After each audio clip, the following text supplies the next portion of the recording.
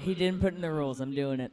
No. Hello. My name is Cade Wonders. I'm going to tell you guys some stories of when I was in high school and afraid to be gay. We good with that? Yeah. Hell yeah. We got any gay people in here? I didn't want to pointedly look, but it's fine. No, I went to high school from 2009 to 2013. Anyone else in that realm? Sweet, let's go. You guys remember? It was like being gay wasn't the worst thing you can be, but Glee had only started airing, you know? Macklemore hadn't come out with that song yet about how gay people have feelings too. It was, it was difficult. It was difficult. But I was like, I'm not gay. Why? I'm a straight lady, right? But I still obviously was in love with my best friend. Any other gays with that experience? Hell yeah. She's pretty, she smells nice, she's the best friend you've ever had, you don't want her talking to anyone else. You're weirdly overprotective, you get it. You're weirdly toxically masculine about having a pretty best friend. It's great. Nah, but unlucky for me, she also turned out to be gay. Surprise. But at this time, she had been raised Southern Baptist, and she wanted to get me into Jesus, and I wanted to get into her, so I said yes. I said, let's do it. So it was 10th grade. She came up. She was like, hey, do you want to go to church camp with me? And like an idiot, I said, of course. So I had my parents pay for that shit so that I could go to the end of the earth, Tennessee, to church camp. Has anyone been to church camp? Can I get some yeses? Cool. I want to know how much of a story to paint, you know? I love storytelling. I'm going to say the name of the show a bunch. But nah. So this was in a place called Bryant College, which is the edge of Tennessee that almost meets Alabama. I don't know how to better describe. That's where it is, middle of nowhere. It's almost to the central zone time zone change, that deep into Tennessee. Really the buckle of the Bible Belt is what we're talking about. So I go on this 10-hour trip in this little van next to my best friend who I have a crush on in the straightest way possible. And it is a wild experience. I'd done Christmas and Easter church, but I hadn't done Southern Baptist church, and they're horny for Jesus. They love Jesus so much. So we get there, we get split into groups. We have to write diaries the whole week about Jesus, and I didn't give a shit about Jesus, but I was gonna try really hard. I was. So there would be every day we'd have mandatory activities where we'd have to get sweaty and stuff for Jesus, and then at night there would be these events where there's a band. I don't remember the name of the band, but they played a lot of classic songs. Our God is greater, our God is stronger, my God can beat up your God, that's the gist of it. But they also did their own songs. They had one song that I actually looked it up last week when I was preparing for this show. It's called Dr. Jekyll and Mr. Hyde. And the lyrics are Dr. Jekyll and Mr. Hyde, which one is coming out tonight?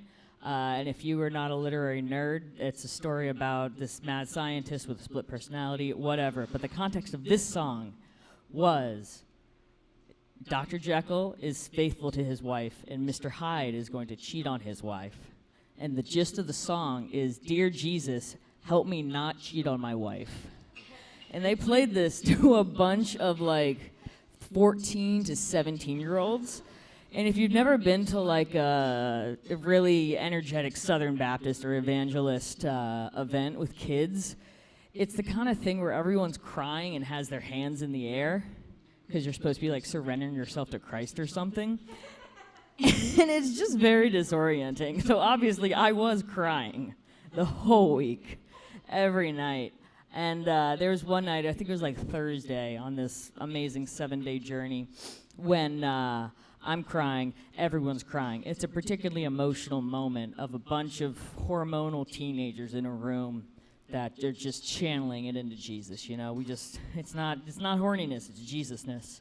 And my best friend, she looks over to me, she says, oh my God, are you getting saved right now? And if you don't know what being saved means, it's when you fully surrender yourself to Christ. And I look at her, and I said, this is my moment. I look at her, teary-eyed, and I said, oh my God, yes, I am. And then she hugs me, and it's really warm. And that's like my little like gay heart explodes in that moment. But this doesn't have a happy ending, I'm sorry. That's like pure delusion. She actually moved away to Atlanta because her father committed a federal crime. Her lovely Southern Baptist father committed some kind of embezzlement for the Postal Service. So he went to jail. And her family moved back. So that was like the backing of this. I was like, oh my God, you're moving to Atlanta. That's forever away. I'm never going to see you again, love of my life.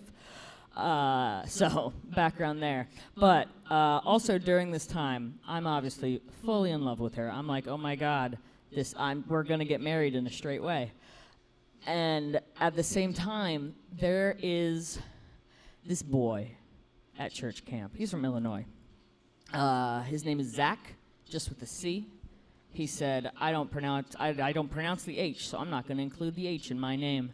And he apparently has a crush on me, which I learned because my best friend Hannah said, hey, that guy has a crush on you. You should talk to him. And I do anything she says. So I said, okay. And then I started talking to him during the week as well, during, the fun optional activities, during field day, etc. He puts water balloons in his shirt and pretends that he has boobs. He really knows the way to my heart. I'm like just thinking, I'm like thinking back on it, and I'm like, oh, wait a minute, that's why. I get it. And so it was the day, Friday, after I got saved, after I'd fully surrendered myself to Jesus Christ, our Lord and Savior. I accept this Zach's invitation to go on a walk. I go on a walk. And Hannah, before I go on my walk with him, is like, oh my God, you guys should kiss. And I'm like, okay. And so this is my first kiss. I'm 16 years old. I have never kissed anyone before because I'm a nerd. Anyone else? Yeah. The rest of y'all fuck. That's fine. I didn't have sex in high school. I don't know if you can tell. But no, I go on the walk with this boy, and we're holding hands, and his hands are like nasty. Like, I've held a lot of hands. I've made my way around now. I held my best friend's hand during one of the moments where you're like, oh my God, we love Jesus. I'm holding your hand. This is awesome. But I'm holding Zach's hand. And have you ever held someone's hand where it just feels like a bunch of sausages pasted together? Just like the weirdest meat hammery fist ever. It's disgusting. And then we do that, and I'm like, I hate this, but I'm doing it because Hannah told me I should do it. And then we stop, and then I don't remember the actual words. Who remembers the words exchanged in their first kiss? No one. Unless you have trauma. I'm sorry. But anyway, we kiss, and it's the worst. To this day, it is the worst kiss I have ever had. It was mucusy. He had a cold. I didn't find out till 2 days later when I got a cold. I know. Thank you for your sympathy. It was toothy.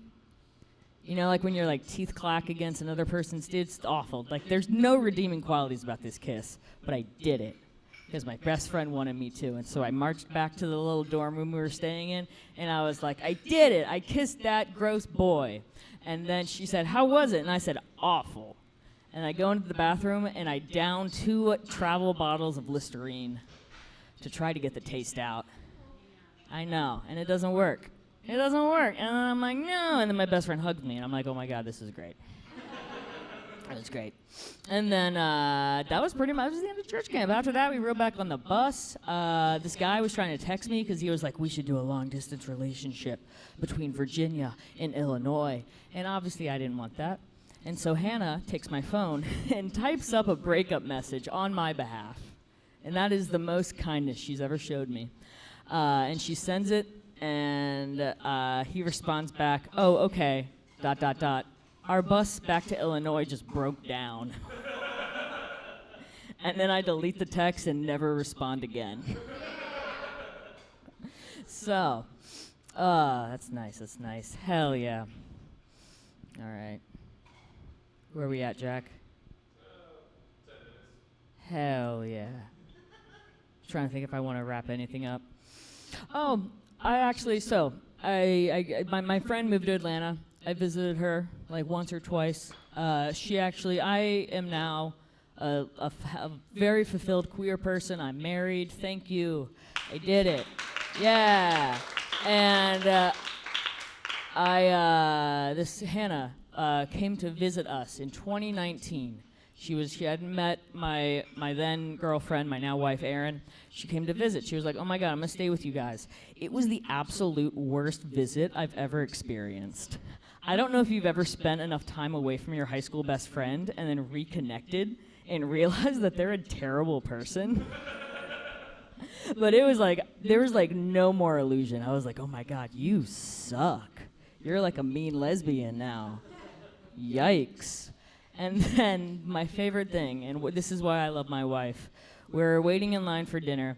Hannah's done all sorts of shitty, pissy things through the day. And then she looks over to Erin. I'm not here. I'm in the bathroom. This is secondhand. Hannah says, aren't you glad I visited? And Erin apparently says, uh-huh. And then Hannah says, would you tell me if you were lying? And Erin said, no. And then we sat in dinner in silence for an hour and a half. And then it was great. Anyway, my name is Cade Wonders. Thank you guys so much for your patience. Let's get Jack Parker back up here.